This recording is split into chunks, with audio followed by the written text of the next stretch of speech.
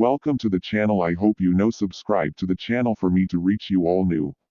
We want as many likes as possible. I hope everyone who watches a video can subscribe to the channel and activate the alerts button to receive new videos. What's the scoop on blobfish? Cycroludes marcatus. Imagine sitting on the deck of a giant fishing trawler somewhere off the coast of Australia. The fishermen are reeling in the big nets, and lots of eerie, alien-looking creatures are being dumped on the decks. Suddenly, you see an odd, smooth, foot-long lump amongst the chaos. It's a squid. It's an octopus. No, it's a blobfish.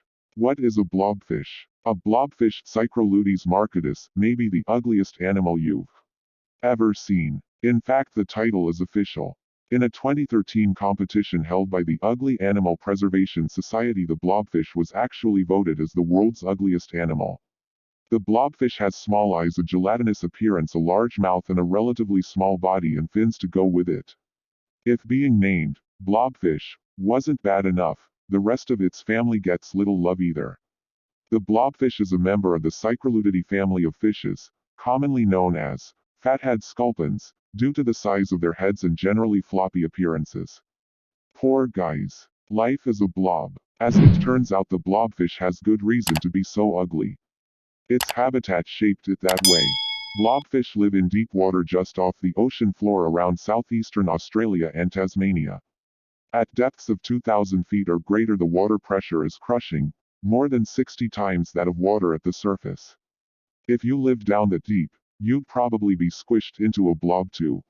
Fortunately for the blobfish, they've adopted a way of living that allows them to survive just fine as a blob in the deep ocean. They tend to float along, just off the bottom of the sea, eating whatever happens to float right in front of them and is small enough to fit into their mouths.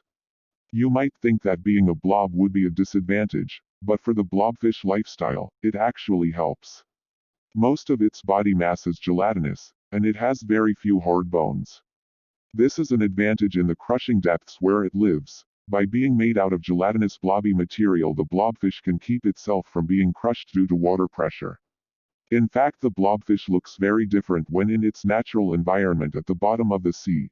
It appears much more compressed and fish-like, but still quite odd-looking, even for a fish. Being a gelatinous blob also helps the blobfish with its couch potato attitude.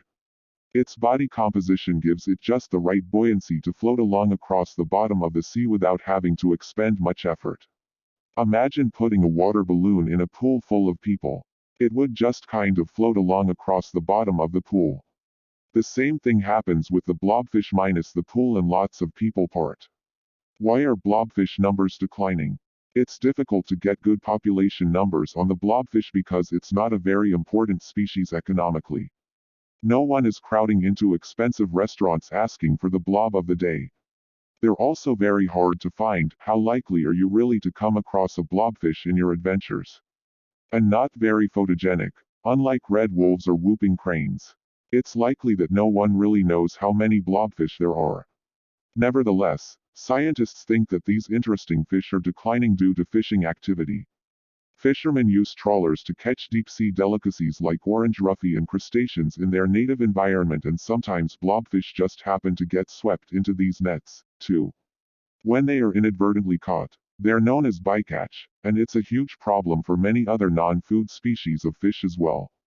Luckily, the Australian Fisheries Management Authority has closed some of their habitat to fishing, so hopefully there'll be less blobfish bycatch in the future. In the meantime, though, you can learn more about blobfish and other interesting threatened ugly animals at the Ugly Animal Preservation Society.